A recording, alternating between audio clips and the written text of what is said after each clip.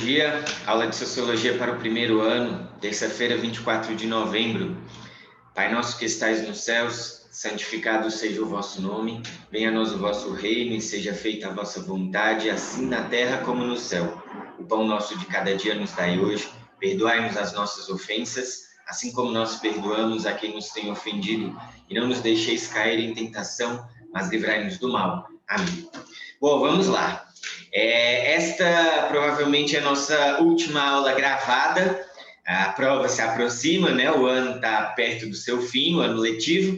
E para hoje nós vamos concluir um último conceito, uma última parte sobre o Max Weber. Então, se alguém aqui meio perdido ainda, nós estamos estudando os clássicos da sociologia. Estudamos o Émile Durkheim, depois estudamos o Karl Marx e agora estamos finalizando o estudo sobre Max Weber, que é o terceiro dos grandes clássicos da sociologia, é o principal conteúdo que nós temos para o ensino, para o primeiro ano do ensino fundamental. E dentro do Max Weber, né, eu trabalhei com vocês o que é o conceito de ação social, que é aquilo que um agente social faz esperando uma resposta de outro, né? E quando essa resposta acontece, nós temos uma relação social. Passei com vocês também conceitos de tipo ideal, os tipos de ação social, né? A tradicional, a afetiva, a racional. Mostrei para vocês também o que era um tipo ideal, que é aquele modelo teórico e abstrato que reúne os aspectos mais relevantes de um fenômeno. Então, as principais características de alguma coisa, o Weber chamava de tipo ideal. E aí, os fenômenos que acontecem, né, uma greve, uma guerra, um protesto, né, uma manifestação, enfim, esses fenômenos que acontecem, eles se aproximam mais ou menos daquele modelo ideal, daquele conjunto de características que seria o tipo puro daquilo, né? Enfim, trabalhei também com vocês o conceito de burocracia, que é um instrumento de organização da administração. E aí o Weber coloca que a burocracia é o auge da racionalidade, do exercício e do monopólio de poder. Ou seja, a burocracia é o que há de mais perfeito, de mais aperfeiçoado que a humanidade já produziu para conduzir uma sociedade. Então, com um sistema burocrático, digamos assim, que a gente tem uma ideia muito negativa de burocracia, né?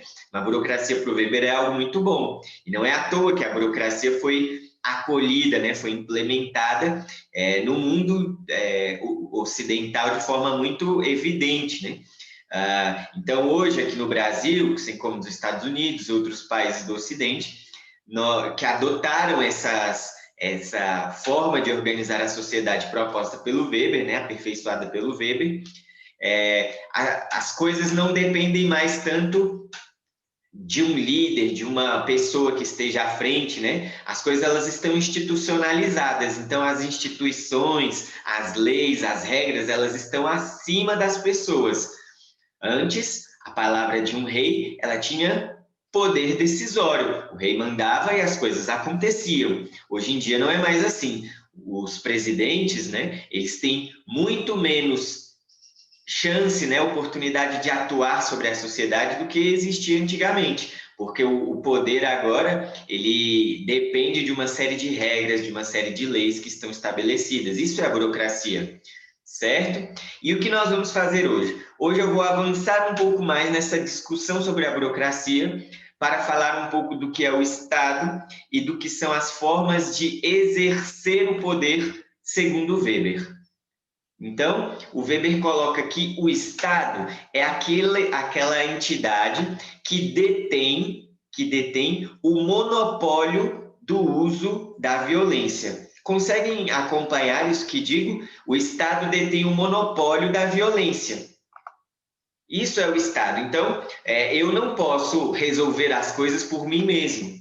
Então, recentemente bateram no meu carro e o cara fugiu, não quis parar. Eu ainda fui atrás dele, né? Tirei foto da placa e tal, mas ele não quis parar e eu não tinha meios por mim mesmo de obrigá-lo a fazer aquilo que eu queria. eu não posso obrigá-lo a ressarcir o meu prejuízo que eu tive com a batida que ele provocou no meu carro. Eu não podia obrigá-lo a parar e prestar conta sobre aquilo. Enfim, eu não detenho meios de exercer a violência. Não posso fazer isso. Se eu fizesse isso, eu provavelmente acabaria preso ou alguma coisa parecida. Então, eu não detenho o uso da violência. O Estado, sim. O Estado detém o monopólio da violência.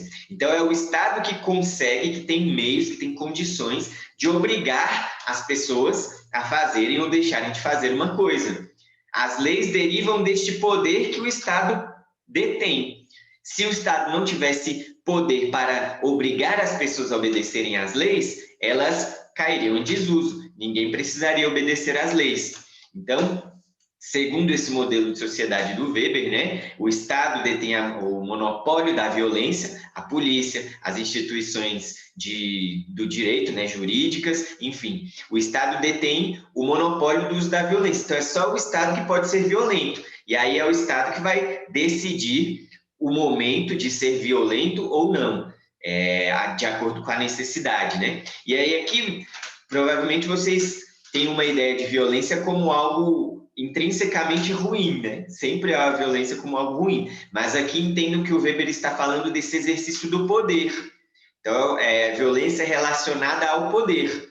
E não necessariamente como algo ruim, mas, por exemplo, o Estado precisa utilizar da violência para impedir criminosos de continuarem praticando seus atos, para retirar da sociedade, do convívio social, um assassino, ou um psicopata, ou enfim, outros criminosos por aí afora. Então, o Estado precisa utilizar violência para impedir que estas outras pessoas cometam outras coisas piores com as demais. Percebem? E aí, vamos ao centro da aula de hoje, que são os tipos de dominação. O Weber coloca que existem 3 formas de exercer essa legitimidade, de exercer essa capacidade de deter o monopólio da violência, né? Tem 3 fontes, 3 origens para essa legitimidade do Estado. A primeira fonte, ele chama de dominação tradicional.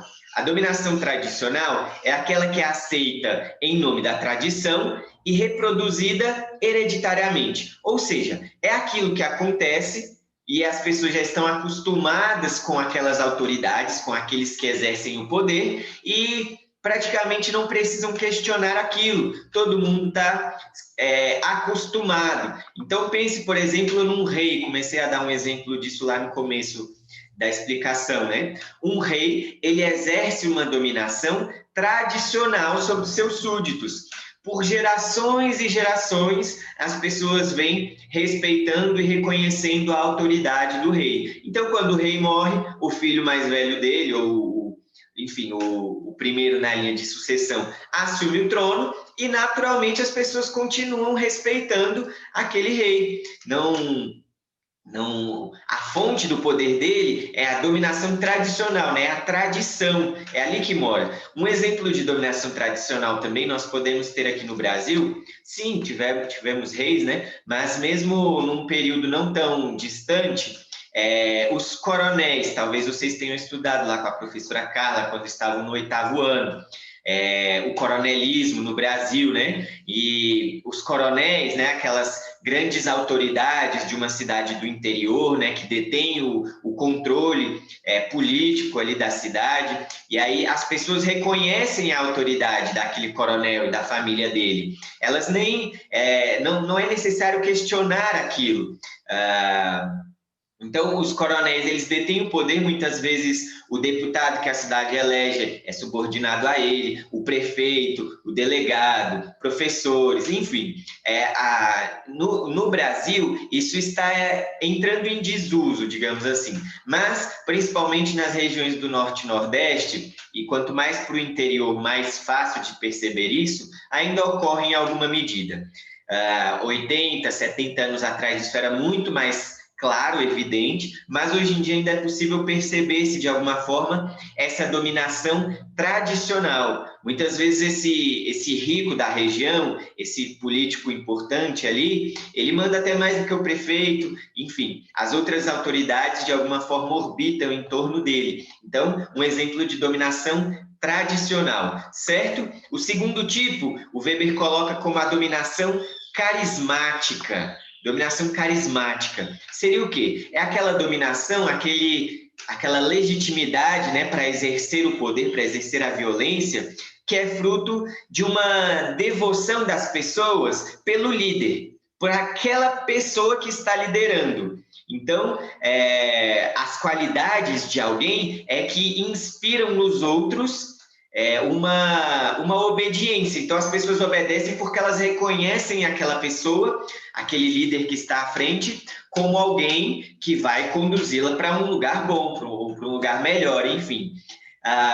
Na política brasileira, existem muitos casos de dominação carismática, né? De um grande líder que tem um apoio imenso entre a população, de ambos espectros políticos, não estou falando aqui só de direita ou só de esquerda, nos dois nós temos exemplos, tanto no Brasil quanto no mundo, mas para não entrar em temas polêmicos que podem gerar alguma discussão desnecessária, vou pegar algum exemplo mais antigo. Então, por exemplo, Getúlio Vargas. Getúlio Vargas, ele assumiu o poder no Brasil na década de 30, governou por uns 15 anos, depois ele foi eleito novamente, saiu do poder, depois foi eleito novamente como presidente, enfim. Mas o que importa do Getúlio Vargas é que ele mantinha entre a população um apoio imenso, que dava sustentação ao seu governo. Então, mesmo quando muitas autoridades políticas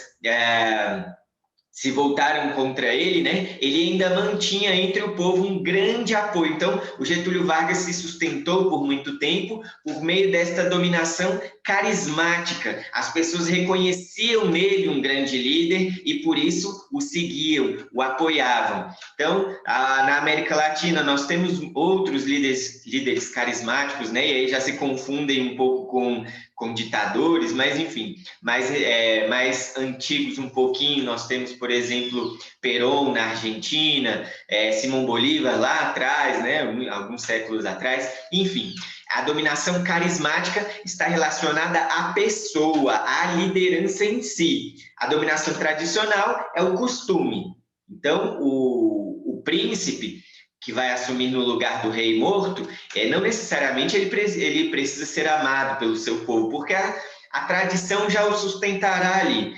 O líder carismático, pelo contrário, ele depende desta relação com as pessoas. Então, ele precisa, para continuar exercendo a sua autoridade e a sua legitimidade, né? Ele depende de que as pessoas continuem seguindo, continuem reconhecendo-o como grande líder, certo? E, por último, nós temos a dominação racional legal, que, segundo Weber, é a melhor, é a ideal, é a que para a qual as sociedades deveriam caminhar. E qual é a dominação racional legal? É aquela que é fruto de um estatuto ou uma lei.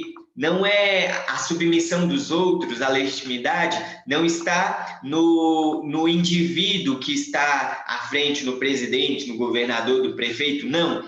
A obediência, a legitimidade, a obediência das pessoas, a legitimidade de quem governa, está não nele mesmo, mas na lei, na Constituição, na lei orgânica, enfim, no conjunto de regras e técnicas que regulam aquela sociedade.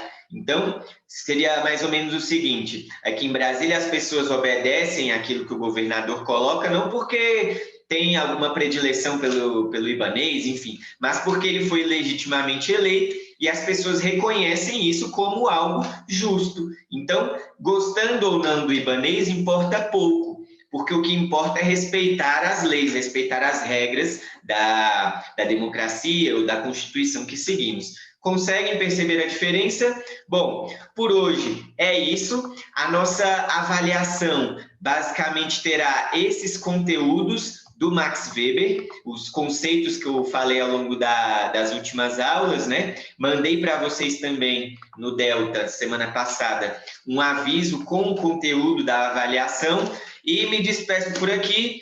Fico à disposição de vocês pelo e-mail também. Já mandei meu e-mail algumas vezes, vou mandar o e-mail junto com o link dessa aula aqui também, caso queiram tirar alguma dúvida, caso queiram fazer alguma ponderação sobre o que foi o nosso ano, bem tumultuado, né? Em relação às aulas de sociologia, aquilo que possa ser aperfeiçoado, fico aberto e à disposição também para respondê-los lá por e-mail. É isso, fiquem com Deus, até a próxima.